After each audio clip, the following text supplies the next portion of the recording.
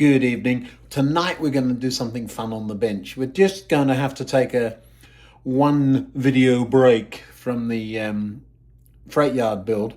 We'll have a little chat first, but let's go and have a look, see what's going on. Come on. Now you'll remember last time we had the trains running, so these three lines now are down. They're down, and so this one's the storage track. These two are the platform lines. We'll work on the station over there at some point. So they're working, there's not a problem. Can't do much on these. I could wire this, I suppose, but this is essentially the new point. It's not hooked up. No power on this one yet, is there, Frank? No, there's none. I'm about to freeze down here too. Yeah, it's very cold, isn't it? Yeah. Well, it's been cold the last couple of days. It's about to get really cold again. It was well below freezing this morning when I drove off to work, and it's well below freezing when I came home again. I had a problem of not having put an insulated join there. There is one there, so we're going to make this little section. I'm waiting for a point motor for here. Now, normally I would just slap the point in. I've got the hole drilled already. I'm wrong, you know, there is a point motor on that one. But the next point is the one I haven't put down, this one here. It's got to go in here somewhere. I haven't installed it because I haven't got the point motor, and it's going to be a different type of point motor. Drum roll, please. You're going to have to wait and see because they haven't arrived. Yeah, we're going to have some very different point motors. I'm going to see if they work. I'd love to go with servos. Somebody said, you should use servos. Probably leopard's tail. He's got that sorted out. If I use servos right now, I'd have points pinging off all over the layout. No, seriously, the reason I haven't is I just don't have my head around the Arduino control yet and the reset. I'm sure there's a way of doing it, and I will get there, but one step at a time. So once that next point there is in, it goes here, then I can lay those three tracks. It won't take but it'll take one evening, and then I can get it all wired up. The wiring onto the block detection and the redrawing of the drawing on the computer is going to take me a hot minute, and I simply haven't got a day off in a couple of weeks yet, so it's going to have to wait. Now, we've been doing very well in getting things cleaned up down here. We're not there yet. If there's one little project I'd love to do, we talked about fooling the block detection system into thinking a train is there, and we'll get to that. I'm just going to talk about the LEDs, the infrared LEDs that do that. We've shown you them before. I'm just going to talk a little bit about positioning as I sit back with my popcorn and watch Leopard's Tail install his. It's going to be interesting. So it's funny because we don't really know each other, but we're at about the same point on our respective layouts, and we're just handling things in very different ways. Lots of fun. So doing a great job over there. Go and have a look at his channel, will you? But let me show you the project I've got going first, and then I'll get back to that. It's related in some ways. Here's how. This train, or this one here, they're both over here. These two trains are going to come into this platform 3 here, and hopefully not run through the buffers and take the station master's coffee shop out. But they're going to stop there. They operationally, they run from there out onto the main line, remembering they can't get to the underground branch, the London Transport branch, but they can go either side here, off around the layout. When they go down there, they'll end up coming in either here or there. They can come in there. Yes, I do need to lay third rail, and I could just get on and do some of that. It's a very boring video, but I could do that. So it's a shuttle. It goes from here back around. So once it gets here, the only thing it can do is either go back to the branch line station, or it could chug forward from there into the tunnel and park on one of the 3 storage lines that are available in there for that track. So we could do that, and possibly will. So a train leaving this station would end up going, the train now departing from platform 3 is for, trying to avoid a time, Den Cross and ongoing stations to wherever it is. So we might want to have to come up with the stations that are downline from Den Cross. Or it could say the train now arriving at platform 3 terminates here.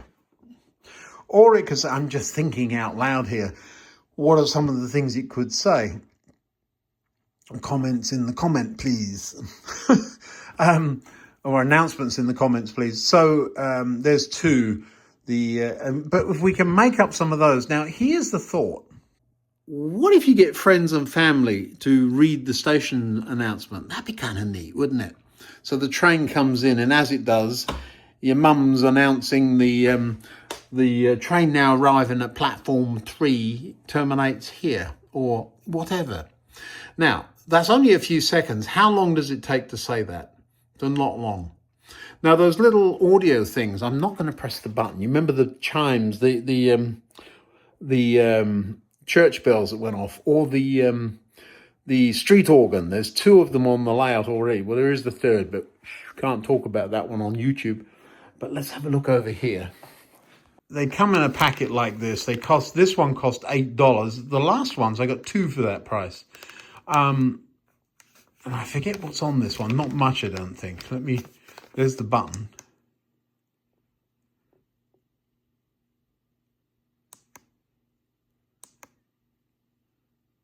Nothing.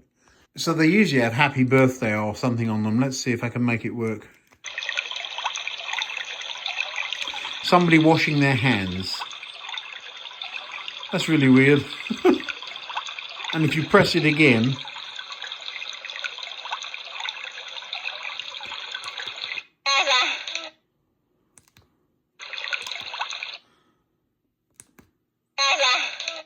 so they put a couple of very weird sound files on that. It's just test files, I'm guessing.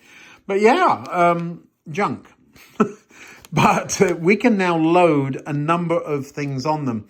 And then, so we'll have a number of announcements on them. They sequence. So every time those 2 wires there are joined together, the next sound file on this thing plays. All we need then is a way for that train to trigger the sound file. Now, Leopard's Tail wants to put these up between the sleepers like I have there. You see that one sticking up? That's a very temporary thing. That's the one that's the light dependent resistor that triggers the signal further down the layout. It needs to be closer, so it needs to be there. But you can tuck these into hillsides too. So if you were to drill a hole in there and just tuck it into the hillside, there it is. And then perhaps in the station fascia there, this is just card, and so you've got it would look like a black dot, and the whole thing does not need to be visible. So here's what I'm thinking. That's one way. There's any number of ways of triggering. One of the issues though, let me just show you. Remember the gap between the carriages there, and I'll show you something. I'm trying to simulate this. So if the LED and even though they're infrared or whatever is one side of the track and the other, every time there's a gap, you see the light shines right through there, they would see each other and away they go. In the same way that if you've got a device sticking up from underneath the rails, then every time a carriage goes over, it senses it. Oh, it doesn't sense it. If my fingers were wagons, sensing, not sensing, sensing, not sensing, sensing, not sensing. Do you see? So there has to be some form of delay, which is what I built in to the signal. So when a train passes over the LDR there and the signal changes, it stays changed for a little minute. Incidentally, this is one of those sensors exactly. A leopard's tail has two, well, he has these on there, doesn't he? Has the where's he gone? Transmitter receiver on there instead of an LDR. This one has sensitivity adjustment, but I got a whole batch of these. The thing with these is that if you put both of them underneath the track shining up, then a piece of foil on the bottom of the wagon works beautifully. The other way of doing it is putting foil on the upper deck, so it shines all the way up, hits the foil and back down again. But again, it's going to be sensing the gap in the middle as well. So you have to have a delay on the reset is what I'm saying if you're going to do that. So now let's say we've got our sensor there. As the first wagon goes in, it's sensing, it's sensing, it's sensing, it's not sensing, it's sensing again. Now by putting a delay on it, we've allowed this one to get in there. But what if it stops there? So we've got to be far enough in that I know that you can have another sensor over the point. You've got to be far enough in to not allow that to happen. But ultimately, there's always going to be the possibility of another wagon. So what I have done in the past is this. I'm now shooting from here up and bend it that way, pointing at that one with a piece of heat shrink tubing over it or something, so that when the train is in between, there is no possibility of a gap showing up between the two. Now, one of these, they don't have to be across the track, can be in this case because it's all hidden, but you can have one underneath the rails. I'll show you on another layout. You get to see another one of my layouts. Oh my word. I'll take you next door and I'll show you that. So this is part of the mine layout that I'm taking to pieces, but it is still here. There's a little mining accident that's been going on here. I think that will reappear. But there's a building that was here, and that was the plug for the power. Came up to the lamppost there. But in between the tracks here, there is the infrared pair. There's one part of it, there's the other. So this, you see it, comes up a tube. Well, that was part of the building. It was attached to the building. And then this thing shines down at that. So it's exactly in line. It doesn't look like it there, but this is in line with that. But it's enough of an angle that the gap between wagons is never going to show up. There should be another one of those somewhere, is there? Where's the other one? Right close by, I'm looking. Oh, here it is. Just up the track a bit here. There you go, there's another one there. And there were all kinds of things. There's 3 barrels there. There was a forklift here. And this was just part of the infrastructure running around in the yard. So you didn't notice it, even though it was hiding in plain sight. But it was looking at this, these two, you see? And there's enough of an angle there, both from bottom up and across the track, that it didn't matter. These had coal wagons that came in here, but you could never see through the gap because of the positioning. And look, that one's pointing straight up in the air, and that one's pointing at it. This one's got a bit of heat shrink tubing around the end of it just to mask it off, to make it, we call that a snoot. S-N-O-O-T, snoot. But that's the way I've done it. And all the way at the other end of the layout, there's another 2 of those way down there. So this was a pickle fork automated layout. Ran quite nicely, but it's long since lost its place of prominence. So yeah, I'm in that room. But yeah, the idea then is you can use any kind of sensor. It's just clever positioning will really help you out. Now there's a building I haven't seen for a while. Use that in a TV program. Not finished either. Must get that sorted out. Block of flats. What did I end up calling it? I don't remember. So then this signal is green, even though the train has passed it. I'm going to move the sensor down here so that the trains can do what the drivers call knocking down the signals. But anyway, so it goes along here. When the shadow of the train passes over the sensor, the signal turns red. And it takes a few seconds for the train to disappear off into the distance before this signal then will turn back to green. So that timing can be adjusted just by changing the values of the capacitors. Work with me here. If you can make a signal change, we can make other things happen too. So the point is, even though light has got back to that and the signal has turned back to green, there's another train, there's another carriage, there's another carriage. That thing has not turned back to green yet because it's getting re-triggered. But the moment it stops, then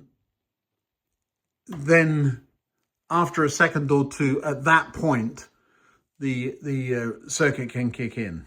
This is that circuit. Very simple thing. It had been stuck up under the board, but I had to move it. All kinds of things going on down here. I will reattach it at some point. The reason I haven't is I'm going to move the whole thing down there where it should have been in the first place. Do you see? It's a little more complicated than it might be because it's also tied in with this point here.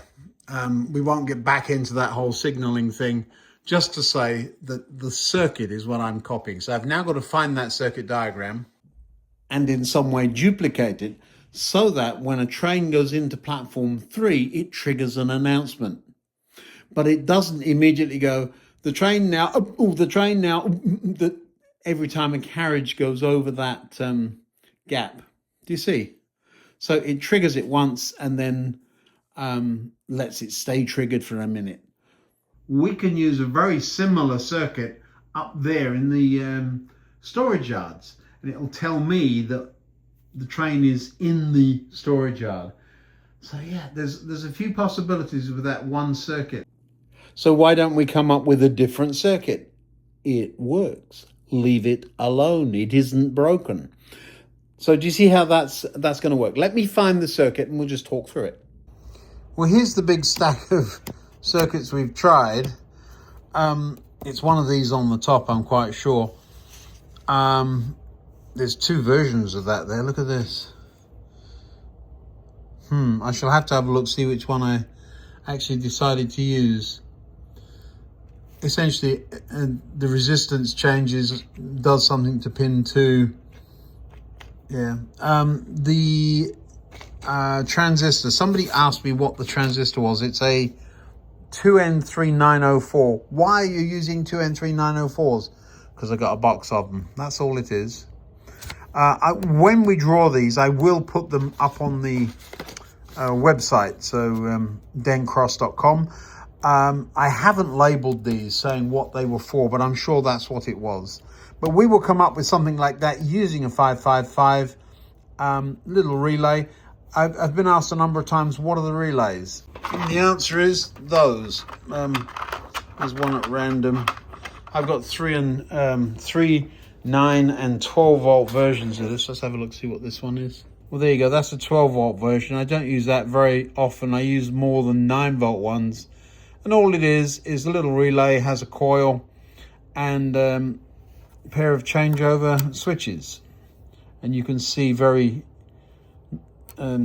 weirdly marked. So the coil is, you see it on the bottom? The coil is across these 2 at the end. And then you have the switch marked. So 3 legs on either side are the switch contacts. Yeah. So that's the basics. Now I've got to sit here and make one, haven't I? Just to make it work. Now then, don't worry too much about the specific circuit diagram. We're going to get to that. But there is, I'll block diagram it over here. So we have a sensor. Sense. And it can be one of these. It could be a pair of these.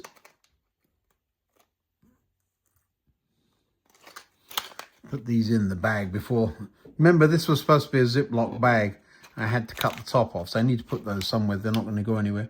Or it could be just a simple LDR. It could be any kind of switch. So there's a sensor which sends a trigger into a 555 pin 2. There's wires coming out of that. So this is minus and plus. And immediately I start getting into a circuit diagram, which I don't intend to do.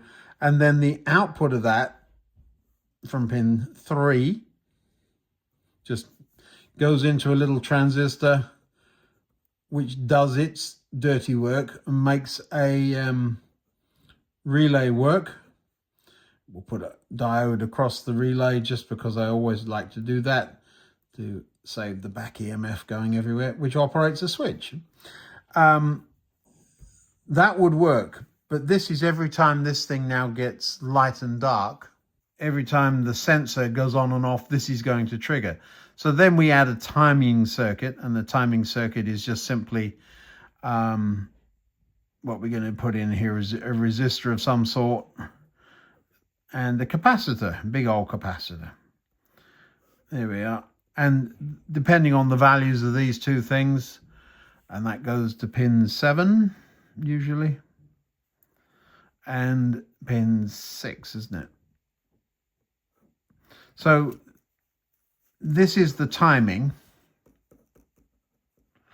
This is the timer. That's the thing, the clock timer. And this is the switch. So you've got a sensor, a timing circuit, the 555, which is the speed at which it operates is governed by these two components, which makes that work, which does whatever. Now, the same circuit, what you put across the end of here, can either be joined together that circuit for the announcement, or it just puts a resistor onto the rails. There we go, rails. Do you see? And if you do that, when you put a resistor across the rails, you haven't got to go to the trouble of putting resistors underneath on the wheels. Now, somebody said the other day they had trouble making these work. You just have to play with them until they do, and there's a little capacitor on that to make that light work. That's another whole circuit. But so that the you see the running ball got broken there. I must glue that together again one of these days. I know about it, but we haven't fixed it. Let's put it up out of the way. So yeah, what I'm talking about is that as the train comes in without resistors on its wheels or axles, it gets in the way of this, triggers this whole thing, and puts that switch in for a predetermined amount of time. I've just got a text telling me what time I have to be at work in the morning. It's stupid o'clock in the morning again. So I'm going to go to bed. I don't care. But that's how it works. That's a little bit of theory for you. Just a little short video, a little bit of electrical theory to show you how that will work. I've got to do it tonight. I would have to build the circuit, which will take about 20 minutes. I then have to make some recordings. And we should have one of those, shouldn't we? Platform. There's got to be one of those in there just for fun. But have all your friends and family record a station announcement, so as the train comes in, it sets that trigger off. I hope those ramblings have helped somebody tonight. So just a quick talk about the electronics of the whole thing. I will get you a real circuit. I will put it on the website, and I will also go over it in one of the upcoming videos. I'm stalling because the point motors haven't arrived. That is so frustrating. I was watching somebody the other day, I don't know which channel it was, but their stuff had come in 24 hours. I would love to order it on whatever channel you order things on, and it arrives. It's taken weeks, and it's same country. I'm not going to mention the company because it isn't their fault. It really isn't. Yeah. When the truck driver does come, I dare say he'll put a groove in my lawn, drive right across it again. There he is. The dog's having a little sniff. And I do say I rather like the look of that bus stop now. It's got the labels on it. Somebody was complaining to me that I didn't paint the bus stop. Well, where I grew up, they were made of concrete, just like this. I will paint this. I will. I've said I'm going to get some wreaths around the bottom. That's another project. Lots of little projects, but I haven't got them sorted out yet. I just noticed something. Come with me. Over here, look at this. Down here, there is that one of those lights is working. I'm stubborn. Remember, I broke it. I hadn't cut the wires yet, and one of them's working, and the other one, I wonder what I actually did there. I can see it's broken, but could it be fixed? I probably could. It's a bit of a challenge, but I've got some more of them, so they're very cheap. So let's just put a new one in there, shall we? Somebody asked me why I make these videos. Why do you do it? Well, because I enjoy it. I will say I feel really honoured and privileged to have a room like this, or have the space to build a room like this. And so I'm well aware that there are people who give their right arm to have space to do this kind of thing. And some lovely scenes, aren't there? Really, there are. Railway modeler humour, dinner jackets. I love that. That's the sort of thing I do. Somebody under the car called Jack. Yeah, just saying. There's a story behind that. But yeah, all of this stuff is just so much fun. And why wouldn't I share it with people when I know there's some of you that just can't and don't? Am I saying I'm an expert at it? Not at all. But we muddle on together. And so just want to say thanks for watching. I hope you enjoy watching these videos as much as I do making them. And we will get on with the build again once the point motors get here. I'm going to carve out some time to do a little bit of electronics. And I do have to rework this. The reason they're all pink right now is there's no track power on. But yeah, I've got to do all that too, haven't I? So much to do. But it's not a chore. If it becomes a chore, it's no longer a hobby. Go find something else to do. Thanks for watching, and see you next time.